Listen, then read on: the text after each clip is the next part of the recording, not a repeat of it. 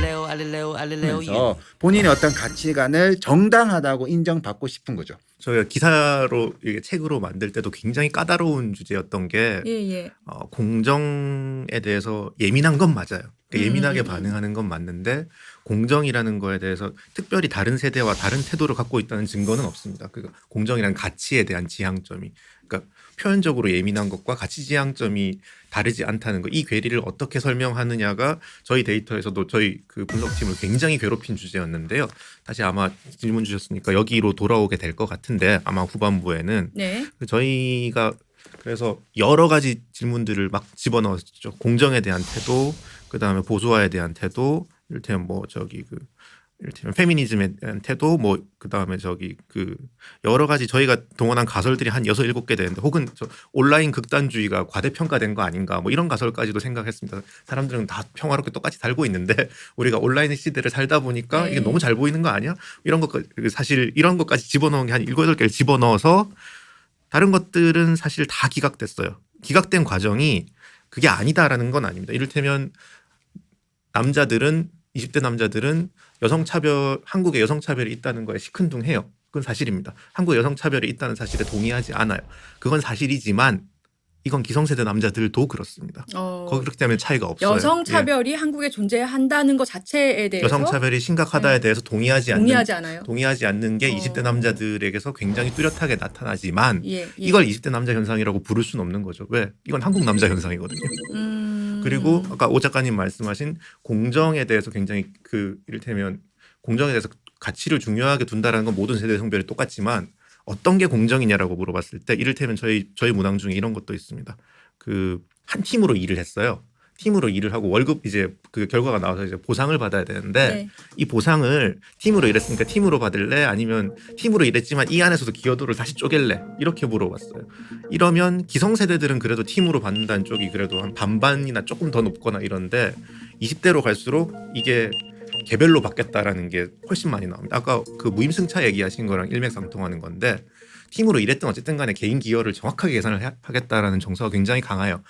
근데 이것도 20대 남자 현상은 아닙니다. 왜? 이건 20대 여자도 그러거든요. 그러면 일단 이 정치적으로 보수화된 것도 아니고 또 공정에 대해서 예민하다곤 하지만 그 공정이라는 것이 일반적으로 통용되는 공정이라기보다 본인의 어떤 이해관계에 상반될 때에 좀 더 많이 쓰는 경향을 보인다라고 하셨는데요. 20대 남성, 한국의 20대 남자가 특히 그럼 공유하는 정체성 같은 게 있을 것 같아요. 이게 여론조사에서 확인된 바가 있다면서요.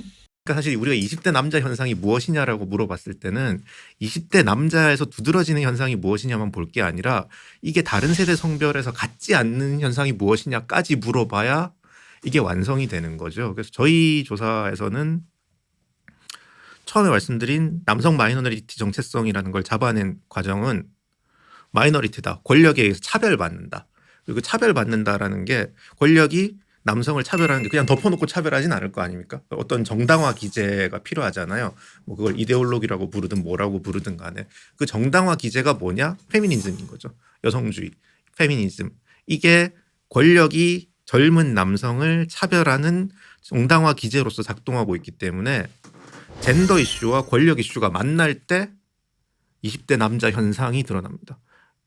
단적으로 말하면 한국 사회의 남성 차별이 심각하다라는 질문이 저희가 있었어요. yes, no로 퀘스천을 물어보면 동의, 부동의로 물어보면 20대 남자들은 남성 차별이 심각하다고 합니다. 여성들은 당연히 안 그렇겠죠. 기성세대 남자들도 no라고 그래요. 한국에서 남성 차별이 심각하다는 데까지 기성세대 남자들이 가지는 않습니다.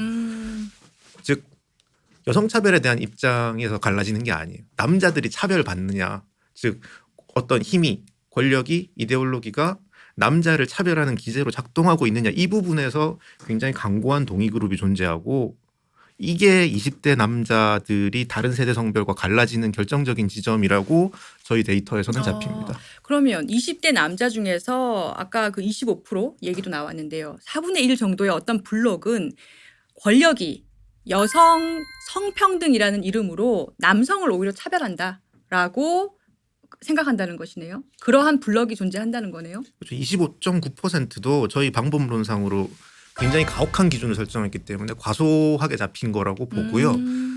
대략 저희가 무슨 아주 정교한 방법론을 동원했다기보다는 페미니즘에 대한 질문이 6개가 있었고 이 6개 질문에 대해서 5점 척도로 답을 구했습니다. 이 페미니즘에 대한 태도를 본 거죠. 직접 물어본 질문이 6개고 가장 네거티브한 답에서 가장 포지티브한 답까지 5점 척도로 있었는데요. 복잡한 얘기입니다만 뒷논의를 위해서 조금만 제가 설명을 할게요. 예, 예. 이 5가지 단계 중에서 모든 문항에 대해서 일관되게 가장 부정적인 대답을 한 그룹, 그러니까 가장 부정적인 대답을 마이너스 2점으로 봤는데 6개 문항에 대해서 모두 일관되게 마이너스 2점으로 부정적인 대답, 페미니즘에 대한 엔티 대답을 하면 마이너스 12점이 나오잖아요. 예, 예. 마이너스 12점 그룹만 따로 추출해보자.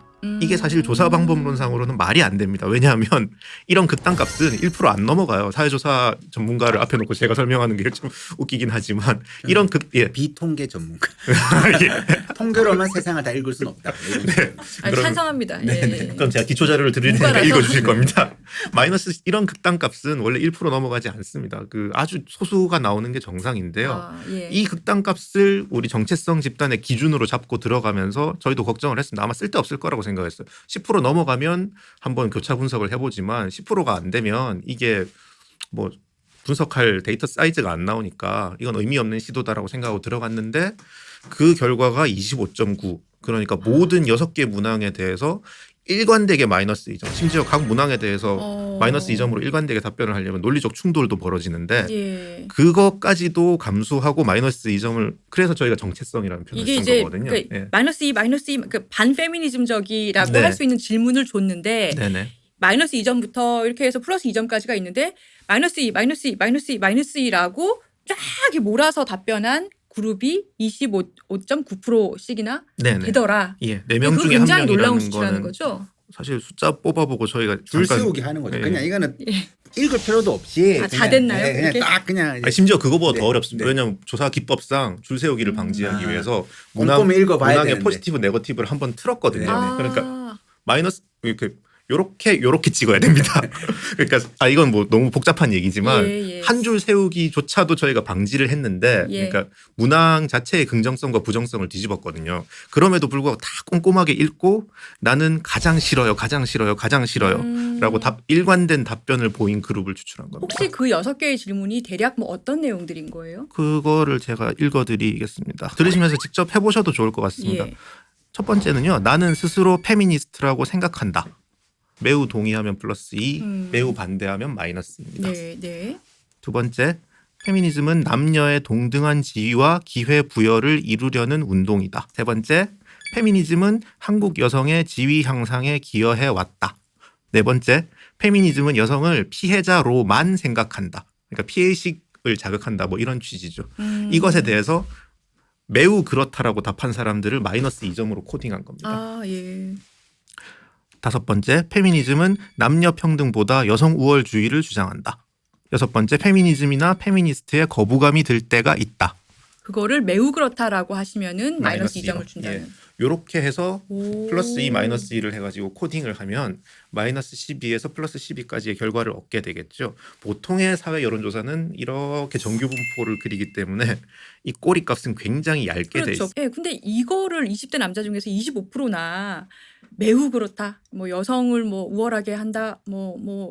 이렇게 봤다는 게 굉장히 놀랍네요. 이게 사실 그러면 제가 한번 퀴즈 비슷하게 드릴 수도 있을 것 같은데 예, 예. 이 6개에 대해서 플러스 12점이 20대 여자 중에서 얼마나 나올까요?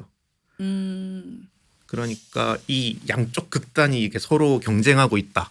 저는 여성들은 오히려 점수가 좀 낮을 그 퍼센트가 좀 낮을 것 같아요. 한 5에서 10% 5에서 10. 정도? 제가 이 주위에 있는 사회학하는 그 후배 동료 이제 사회학 연구자들한테 이 질문을 던져봤거든요. 기사 쓰면서. 예. 그러니까 남자에서 플러스 값이 그 마이너스 12가 25.9% 정확한 숫자는 아니지만 상당히 크다랄 것 같다라는 예측은 다들 하세요. 근데 여자에 대해서는 다 틀리십니다. 거의 이제 대칭으로들 생각하셨어요. 20이면 이쪽도 20 이렇게 아니 뭐 15, 10. 실제 저희 데이터에서는 플러스 12점인 20대 여성이 0.4%입니다. 0.4%밖에 안 나와요? 안 나오는 거예요. 그냥. 저는 그 지점이 가장 이 연구에서 재밌는 지점이었어요. 예. 어떤 거냐면 25.9%가 나왔지만 네. 그런 어떤 페미니즘이 너무 강하게 주장을 한다. 뭐 이런 식의 문항에 대해서 실제 20대 여성, 30대 이상의 여성들도 조금 뭐 안 좋았던 경험치를 그 설문조사에 드러냅니다. 좀 그 페미니즘이 약간 그런 것도 좀 있지. 너무 심한 것도 있더라. 그게 뭐 뭐냐면 이런. 그게 이제 페미니즘이 그래서 틀렸다라는 게 아니라 실제로 우리 사회에서 오랫동안 여성주의라는 것은 여성주의는 반드시 일상의 실천을 목표로 하는 거거든요. 그래서 여성주의자는 늘 그 이웃들하고 있으면 논쟁을 할 수밖에 없습니다. 근데 이제 우리가 그냥 평범한 삶 속에서 순응하고 살아가는 사람들은 그래 알겠는데 뭘 그렇게 시끄럽게 생각을 해. 대부분이 그렇게 살아가죠. 그래서 오래된 역사에서 그 어떤 페미니즘에 대한 인식 자체가 그래 뭐 알겠는데 쟤들은 너무 강하고 이런 인식들이 생겨난 거예요. 근데 이 자체가 이미 부당한 건데 사실상 이런 식의 어떤 20대 남성의 25.9%의 그 동력은 오래된 역사에서 그런 자원을 얻어낸 거죠. 그러니까 본인들 스스로 그 영역을 개척한 게 아니라 어떤 선배들이 심지어 더 나아가서 동료 뭐 여성들 중에서도 혹은 이제 뭐 엄마 정도 되는 세대들 중에서도 이 이야기를 하게 될 때 그 자체 어떤 운동의 의미를 제대로 해석해 주시는 분이 있는 게 아니라 조금 뭐 걔들 약간 좀 강한 애들 있잖아. 뭐 그런 거 뭐 같이 놀면 좀 이렇게 좀 극단적인 애들. 그렇게 결국 나아가다 강한 보면 친구들이야 이렇게. 자기가 그냥 뭐 사랑받을 짓 하면 괜찮을 텐데 약간 예. 그런 비슷한 현상이기 전에 좀 더 도드라진 현상으로 볼 필요가 있다라고 생각해요. 제가 약간 덧붙여서 지금 청 기자님 하셨던 설문조사에서 제가 좀 특이하게 봤던 것이 남녀 소득이 비슷한 사회가 공정하다. 남녀 소득이 비슷한 사회가 공정하다. 그거는 당연한 명제라고 저는 생각을 하는데 그러한 아까 그 25%에 달하는 그걸 만약에 뭐 반페미니즘 신여명 20대 남자 집단이라고 만약에 얘기를 한다면 그 집단에서는 58.3%가 동의 안 해. 남녀의 소득이 비슷한 사회가 공정하다라는 것에도 58%가 거의 60%가 난 동의 안 합니다라고 답을 했다고 하고. 사실 1 더하기 1은 2가 아니라고 하는 얘기를 듣는 기분이 들죠, 사실은. 그리고 지금 한국에서 아이를 낳는다면 딸을 낳아야 더 살기가 좋을 것이다 라는 명제에 대해서도 66.7%가 딸이 더 살기 좋을 거예요. 그 남자 그룹에 있어서는 그렇게 대답을 했다고 나왔다고 들었어요. 질문 주신 것처럼 이 25.9%를 추출한 이유가 사실은 페미니즘에 대한 태도를 알아본다 이 뜻이라기보다도 저희 작업에서 유일하게 의미 있는 변수가 이제 그 권력과 젠더가 만나서 나를 차별한다. 이 지점에서 일관된 차이를 만들어낸다라는 걸 관찰을 하고 그렇다면 도대체 이 차이를 어떻게 설명할 건가를 이 차이를 설명할 경로를 만들기 위해서 이 작업 아까 6가지 문항을 통해서 블록을 추출한 거거든요. 그러니까 이제 우리한테 필요한 건 뭐냐면 이 작업을 통해서 추출된 25.9%가 우리가 얘기하는 20대 남자 현상을 유의미하게 설명하는가를 보는 거죠. 그렇죠. 그 지점에서 질문 주신 문항들이 굉장히 저한테도 충격적이었는데 남녀 소득이 비슷한 사회가 공정하다라는 문항에 대해서 이 25.9%는 아니라고 합니다. 사실은 다 나머지 20대 남자들은 맞다고 해요. 그리고 그 자녀에 대해서도 그렇고 굉장히 강한 확신들을 갖고 있죠. 그 소득 부분만 조금만 더 들어가 보면 이 25.9%는 여성 소득이 낮은 이유는 일로 성공하려는 노력이 남자보다 약하기 때문이다. 이 의견의 이게 몇 프로죠? 78.3%가 그렇다고 합니다. 그리고 사실 굉장히 강해요. 매우 그렇다라는 답만 52%쯤 됩니다. 그러니까 어떤 거냐면 성차별 때문이다. 남녀 소득 격차는 성차별 때문이다. 전적으로 아니라고 하잖아요. 성차별이라는 개념이 이 세계에선 존재할 수 없는 거죠. 있다면 남성 차별이 있는 거지. 그게 이 블록을 우리가 정의한 방식이잖아요. 있다면 남성 차별이 있고 여성 차별이라는 걸 설명하는 순간 세계관의 일관성이 흔들리기 때문에 직업 시장에서 여성 차별이 있다라는 설명은 일단 불가능합니다. 기각되는 거죠. 그런데 현실에서 남녀 임금 격차는 있어요. 데이터상으로 있어요. 데이터가 틀렸다고 말할 수는 없잖아요. 그러니까 이 데이터를 설명할 수 있는 방식으로 남는 건 뭐냐? 여자들이 일로 성공하려는 노력이 약하다. 그러니까 기여한 만큼 가져간 게 이 차이일 뿐이다. 여자들이 일을 안 하니까 그렇죠. 이렇게 설명을 하는 거네요. 뭐 공대 안 가서 그렇다. 어려운 공부 안 해서 그렇다. 힘든 일 안 해서 그렇다. 위험한 일 안 해서 그렇다. 이게 패키지로 쭉 나오는 거죠. 저는 그 야. 한국에서 여성의 소득이 낮은 이유는 성차별 때문이다. 그 문항이 있으면 그 25.9% 그집 설마 이렇게 야, 생각하더라도 저 너무 답답해. 지금 막 그러니까 답답해요. 이제 이거는 이게 제가 이거를 저 이제 댓글 달고 싶어요. 옛날 가부장적인 남성보다 어떤 면에서는 더 성차별적이다라고 이야기를 하는 게 과거에는 이런 날 아니 그래도 말이야 내 아내를 이런 식으로 묘사하면 되냐 뭐 이런 거 있잖아요. 우리 어머니의 밥이 얼마나 중요한데 뭐 이런 식으로 그러니까 실제로 일상에서는 다 성차별을 저지르고 있지만 또 남성이라면 좀 그런 거를 좀 어떤 식으로 또 좀 다르게 이해를 해야지 약간 그런 이제 좀 겉멋 정서라도 있었다는 거죠. 가부장적 정서라는 것은. 근데 지금은 아까도 말씀드렸지만 그 가부장적인 혜택이 없으니까 이 친구들은 네. 그렇게 해석할 자원도 없죠. 그러니까 이런 얘기가 나오면 너무 생각이 많은 거예요. 이미 머릿속에 아, 여성의 소득이 낮은 이유는 이렇군 저렇군 저렇군 이유 때문에 낮은 건데 계속 페미니즘들이 통계 조작해가지고 우리를 현혹시키고 있다. 너무 여기에 많이 훈련이 되어 있기 때문에 이런 문항이 나올 때 너무나 이제 차별적인 어떤 응답을 하는 비율이 그러니까 너무 압도적으로 나오니까 저는 이제 아주 미국 사회가 여전히 인종차별이 있잖아요. 네. 과거보단 줄고 있지만 네, 네. 이 문제도 정치적 해법을